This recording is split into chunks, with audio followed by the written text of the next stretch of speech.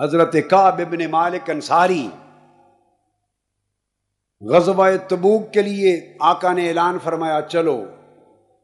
انہوں نے تیاری کر لی، سامان خرید لیا، جہاد کی، تیار ہوئے، مگر بعد میں گھر اپنے کھیت دیکھے، فصلیں دیکھی، ذمہ دارہ دیکھا، پھل پک رہے تھے، بیچنے کا وقت تھا، مارکیٹ بیچنے کا وقت تھا، درخت اور پھل دیکھے، گھر بار کی ضروریات، کاروبار کی ضروریات دیکھی، تو جہاد کا خریدا ہوا سامان دھرا رہ گیا اور دنیا غالب آ گئی، جہاد پر نہ گئے. پلٹ کر جب جہاد سے آقا علیہ السلام آئے تو آپ کو خبر تھی کہ 3 نہیں گئے تھے صحابہ، ان میں سے ان کا واقعہ سنا رہا ہوں، ان میں کعب ابن مالک بھی ہیں. جب وہ آئے تو آقا علیہ السلام نے چہرہ انور پھیر لیا، ناراض ہو گئے، معافی کے لیے حاضر ہوئے. آقا علیہ السلام نے معافی کا معاملہ ملتوی فرما دیا اور تمام صحابہ کرام کو حکم دیا کہ کعب ابن مالک سے قطع تعلق کر لیا جائے. مسجد میں نماز پڑھنے جاتے تو ایک گوشے میں بیٹھتے، کوئی سلام نہ کرتا، کوئی سلام کا جواب نہ دیتا، اور آقا علیہ الصلوۃ والسلام بھی آپ پر نگاہ تک نہ ڈالتے. کعب ابن مالک کے دل پہ چھریاں چلتی، ایک خطا کی تھی کہ دنیا کی محبت دین پر غالب آ گئی تھی، یہ گناہ کیا تھا. آنکھوں سے آنسو برستے، پریشان تھے، ایک عجیب کیفیت تھی. حکم ہوا گھر والے بھی کعب ابن مالک سے تعلق توڑ دیں، بیوی بچوں نے بھی تعلق توڑ دیا، رشتہ دار بھی چھوڑ گئے، دوست بھی چھوڑ گئے، سب اہل مدینہ چھوڑ گئے، پریشان حال، تنہا رہ گئے.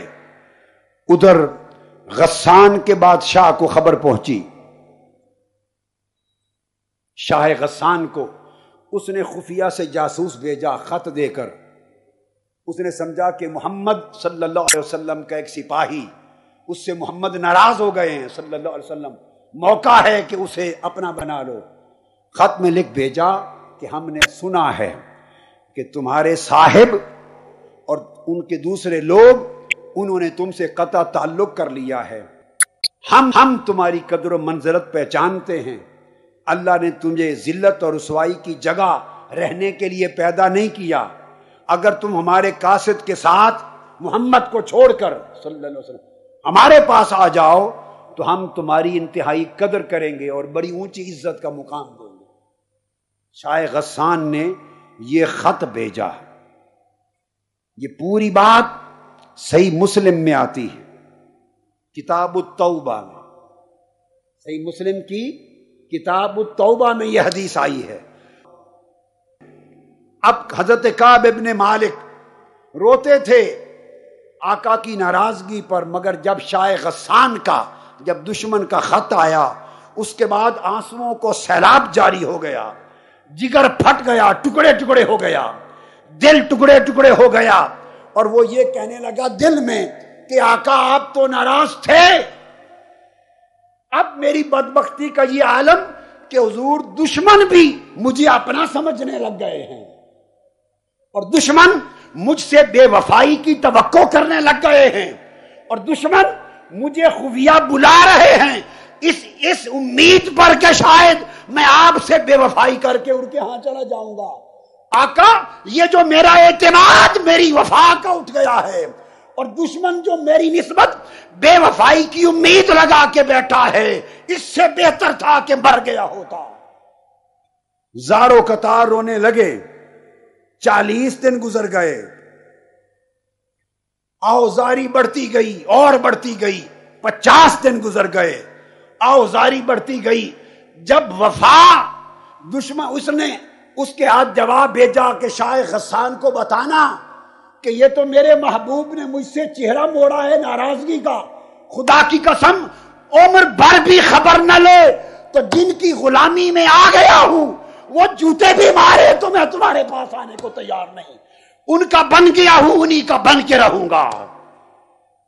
وفاداری یہ ہے، وفاداری بشرط استواری اصل ایمان ہے.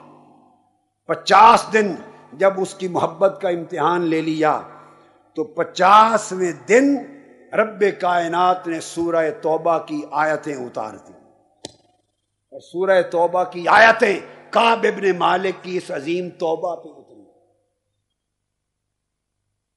آیت نمبر 117 اور 118 اتری، اور پھر اللہ رب العزت نے فرمایا کہ اللہ نے توبہ قبول کر لی۔ فرمایا وَعَلَى الثَّلَاثَةِ الَّذِينَ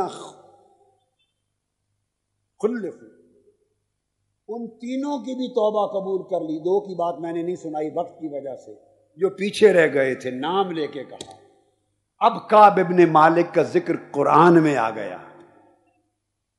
دوستو، غلطیاں ہو جاتی ہیں، خطائیں بندے سے ہو جاتی ہیں۔